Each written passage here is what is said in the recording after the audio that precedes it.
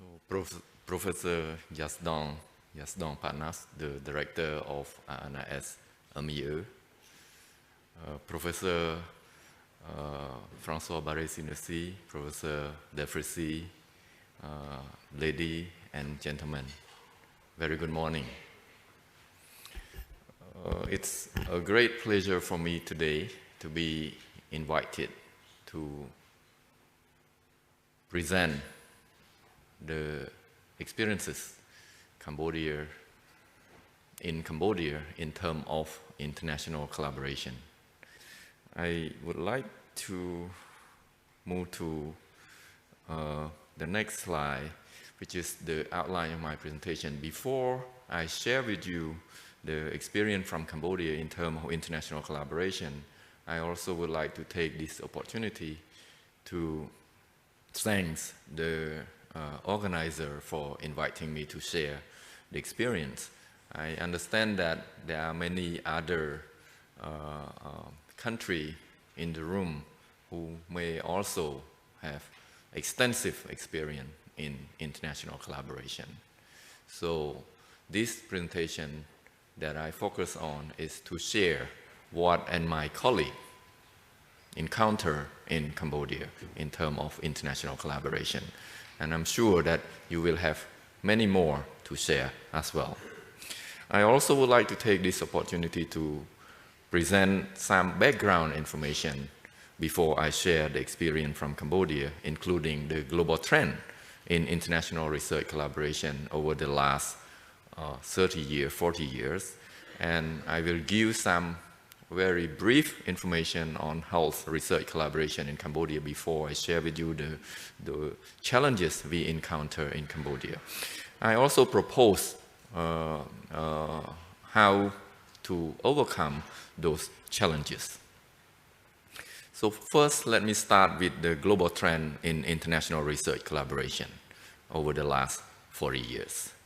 So I come across this paper that was published in Journal of Data Information Science in June 2023 that show that the number of publications involved in international collaboration has increased fivefold over the last 40 years, from 4.7% in 1980 to 25.7% in 2021. And this increase happened in every field, including health sciences and clinical medicine, that see the increase of international collaboration of fivefold.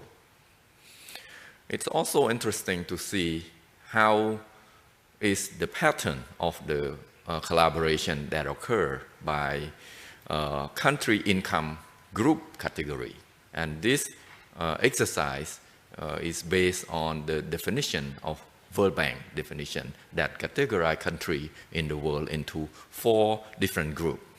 One is the high income country group, 2 is upper middle income country group, the third one is the lower middle income country group, and the last one is the low income country group.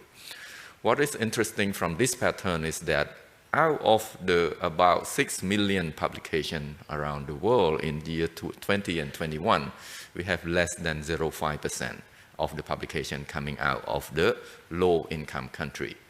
And then, out of those small number of publications, most of the publication that is published in the low-income country, 54% have co-author or international collaboration with the high-income country, 21% and 26% with upper middle income country and lower middle income country respectively.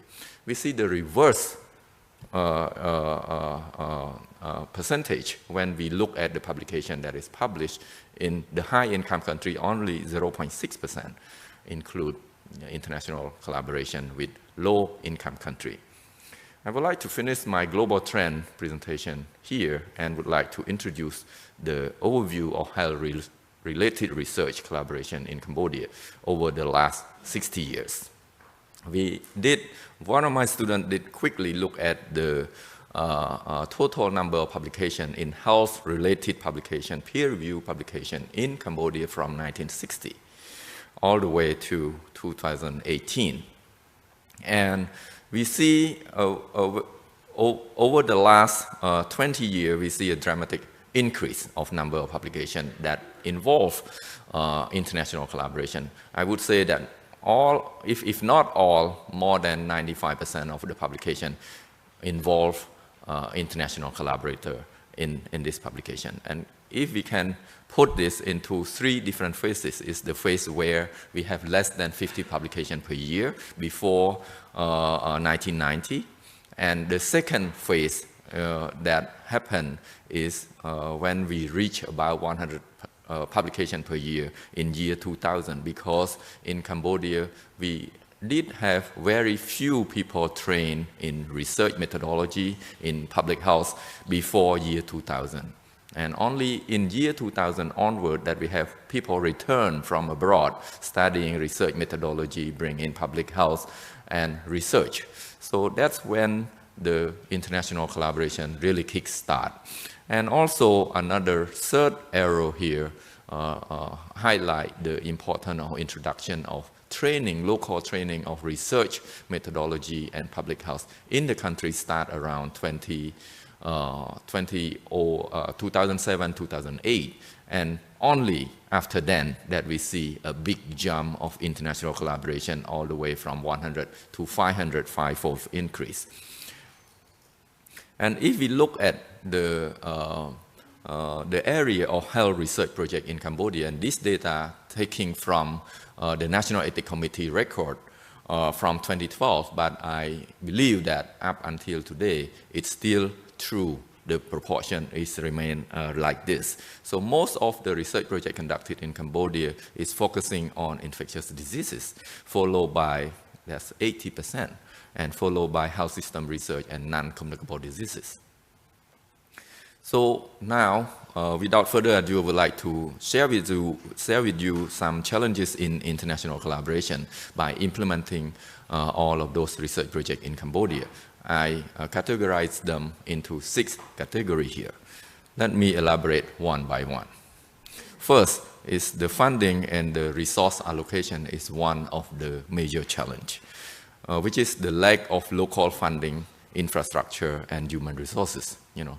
Cambodia is like many other low middle income country, LMIC country. We do not prioritize research. There is no there is very limited funding, national budget funding for research. So because of this, we have very little resources, infrastructure, and research workforce in the country. If you look at this data that we get from the National Ethics Committee in Cambodia in 2012, and again, this data is still true until nowadays, 85% of the research projects are funded externally in Cambodia. And those projects that are funded by the government and self-funded projects are those projects funded student projects. And the government-funded project is mainly operation research to do the evaluation of the project implemented in the country. Because of the lack of funding, of the local funding, it creates challenge for building equitable partnership. Most of the research project implemented in our country is conceptualized elsewhere outside of Cambodia, brought to Cambodia, looking for partner working in the country, and implemented in Cambodia. And then when the research finished, it's published around the world. This creates a big challenge for building equitable partnership from conceptualization all the way to research output. Also, this creates power imbalance that undermine the contribution and the knowledge of local researchers, if we do not call them local experts. And the dependency on external grant or external funding is also an issue, because we have barrier in accessing international grant because of the complex application process, strict eligibility criteria, making it difficult for researchers from developing countries like Cambodia to apply for those grants. Some researchers that we talk to, give up even applying for due diligence application, it's so complicated already. So another issue with external funding is short-term and unstable funding cycle, because the call for proposal, research project is short-term in nature, and there is no certainty that it's coming back to continue the research project after the first project is funded. So this nature lead to unclear career development for researchers in developing country, in Cambodia. So this also lead to talent drain, from the public sector to non-public sector, to private sector, to non-governmental sector. And also, it's one way to prove that this is an efficient resource use for research funding. Number two is diverse research interest and priority. In an effort to promote collaboration, some of the international funding agencies also promote collaboration, call for proposal for collaboration south to south. South country to south country. You saw in the previous slide, only 5% of the publication in the low-income country have interaction between south to south. And here, even though we have that kind of call for promotion of south-to-south collaboration, we have conflicting interests. Researchers from different countries in the south may have different research priority and interest because of their own country priority, health priority. So this potentially lead to disagreement. So there's no joint research project between south-to-south collaboration. So another issue is lack of alignment. International collaboration may not always align with local need and interest. So at the end of the day, it's a very fine line, to balance between the global interest, international interest, and the local interest or global priority.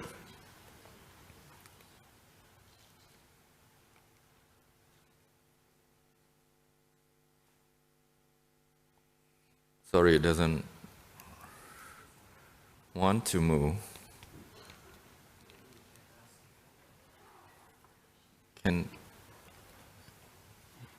Yes, I got it. Thank you. Challenge number 3, I put them into communication and cultural differences. Language differences. Researchers from different countries may not share common language, such as French or English. So this issue leading to communication difficulty and misunderstanding, especially when we want to publish paper. Researchers who do not speak English or French as their first language find it especially challenging to write journal article in English or in French. So some of the research project is carried out and not published until we have someone from the English-speaking country coming in, help us to write and publish the paper in the correct way. And then that person claims the first authorship or corresponding authorship. Number 2, cultural differences. Cultural differences can influence communication style, leading to misinterpretation and difficulty in understanding each other. In some culture, speaking straightforward is a good thing. But in some other culture, if you speak what you mean very direct, that's not acceptable. You have to find some other indirect way, or even some body language to show that communication. In some culture, you shake your head, it means you disagree. But in some other culture, you shake your head, you agree. So it's very difficult to see that how international collaboration can work without understanding of cultural differences. Also, I have to mention this working style. Cultural norm, work ethic, decision-making style can vary significantly, leading to conflict and difficulty in collaborating effectively. Some collaborators expect, the partner to respond email during the weekend, during the holiday. You get my email, I have to get the response. In some other, working style, okay, this is my private time. You email me, I come back, get to your email during the working hours.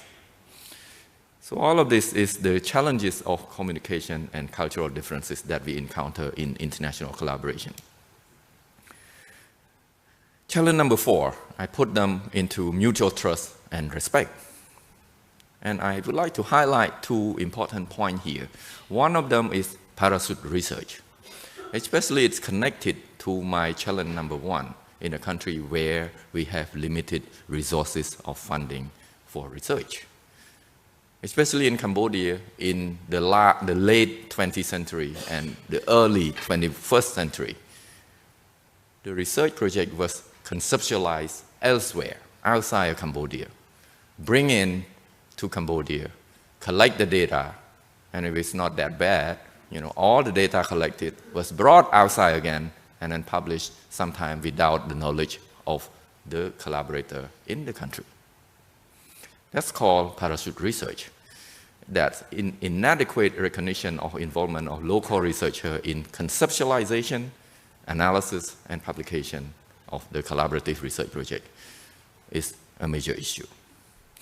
Another point I would like to highlight under here is the fear of data misuse or unfair patenting. Lack of control over shared data. In collaborative project, we share data, but the data may be used for the purpose not originally agreed upon. When we share data, we say, okay, we will analyze this data this way with this research objective. But when the data is already shared, it can be analyzed. It can be do data fishing after that. And also publication or filing patent on discovery derived from collaborative project without fairly crediting or compensating original contributor. This is one of the examples that we have of the medicinal plant in our country that was studied.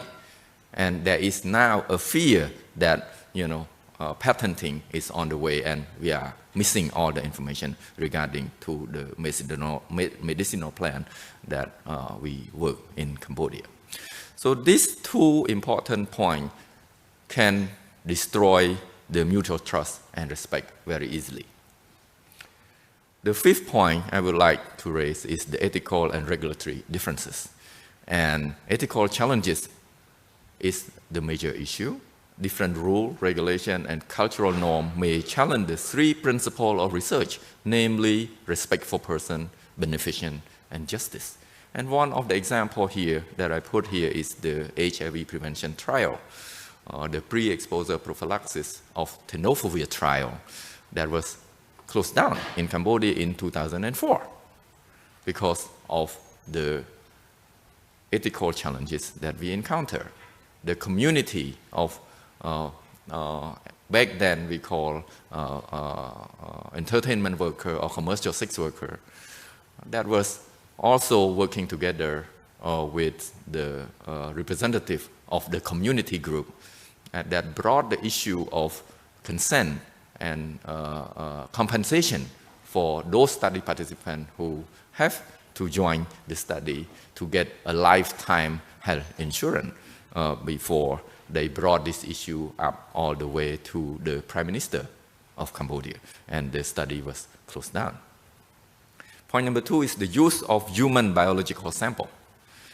Regulation on export of biological sample and genetic data becomes stricter and stricter, mainly because of the concern about the mutual respect and violation of the use of data beyond what we agree, what the collaborator agree. Data privacy and protection law is also an issue. When we work together on collaborative projects, some countries may have a more stricter rule and regulation for clearance or for transferring sensitive research data across border, and this can affect on the implementation of the research project, if not months, if not years, months that take time to get clearance. And the last one, and interesting one, is the geopolitical risk. Geopolitical risk. When we are talking about international collaborative research project, we are talking about talent mobility. And when we are talking about talent mobility, we need to look at the visa policy. And then the most recent one you all may see on the news, that a French scientist denied entry into the US because that scientist, by the Reuters, said that that scientist openly criticized the US government. So we heard that this happened for the scientists from China, but also recently we heard about this news from other countries as well. Also, political tension and alliance can influence which country receive funding and which research area are prioritized. And this can be clearly seen in the data that I presented earlier. Most of the research projects carried out in low-income countries, especially example of Cambodia, is related to infectious diseases. Now that the priority in the country is not only infectious diseases, we are talking about top priority is non-infectious diseases, but there's no funding to do research on international collaborative project on NCD. Once we talk about geopolitical risk, we should also keep in mind the historical relationship between countries can also influence the dynamic of the partnership between country and country. Last one is the geopolitical rivalry. Concern over national security, economic competition, and intellectual property right can lead to restriction of data sharing. I cannot imagine of any example that is much obvious than the COVID-19. The COVID-19, despite COVID-19 kill millions of people, destroy the economy, we still have leaders of some country take the opportunity of nationalism, of the vaccine and of some intellectual property. So I have put together all of these 6 challenges, but I'm sure that with many other colleagues in the room, you may have some other challenges to add. Let me finish my presentation by proposing how to overcome these challenges. I came across this paper proposed by Nicolas Lowe in 2020, and after reading this, I think probably this framework proposed by Nicolas Lowe for development of equitable partnership is one of the solutions that can help to promote equitable partnership in international research collaboration. And this framework presents 4 C. That 4 C include, first C is co-creation. The second C is communication. And the third C is commitment. And the fourth C is continuous review. So what it means by co-creation, it means that the co-creation of research question, so earlier stage of the development of research project. Research questions should be developed in response to the local need, as well as the international need or global need, but the co-creation idea has to start from the very beginning. And then co-creation of the study implementation. We have to involve community members into the operationalization of the data collection and protocol. And then co-creation of the research output. When we publish together. Fairness in the representation in the literature, norm, expectation around academic authorship. That's co-creation at all stages of research development. And then second C is communication. The communication should be built upon a mutual understanding and respect for cultural norm, including religion, culture, and societal boundary. Commitment, and this commitment I have to mention that it should be incremental commitment, long-term commitment. Not just to commit when the next 15 days the call for proposal is the deadline, and then let's commit, work on the proposal together. Commit, long-term commitment, incremental. Even though no call for proposal, let's work together, prepare for the future call for proposal. And the last C is continuous review. I think in order to have good equitable partnership in international collaboration is to continue to work together to review our partnership, because our partnership evolve over time and need to be adjusted over time. So all of these 4C that is proposed in the framework should be applied under the principle of fairness, respect, care, and honesty. I would like to finish my presentation and thank you for your attention. I would like to acknowledge all of these people who are helping me to make this presentation. Thank you very much.